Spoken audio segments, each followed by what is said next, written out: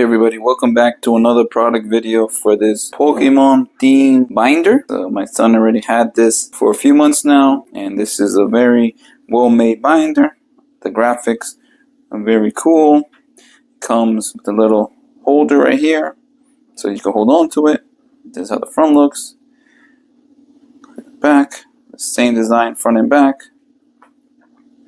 Let me show you how it opens. So here's the zipper for it.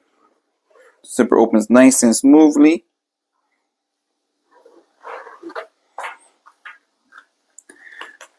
And you can see they hold the cards from both sides.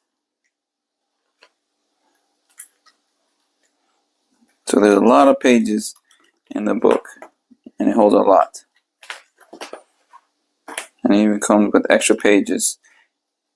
So with this binder, you're able to put 8 cards per binder, front and back. And they're very easy to put in and out of the cards. And the zipper closes very smoothly without having to. So you can see that this is a little bit smaller than a regular size folder. So I put them at that side. This is how they look. So it's a good size binder to hold your Pokemon cards or any cards that you want to put inside there. Overall, this is a great binder to hold all your collectible cards in.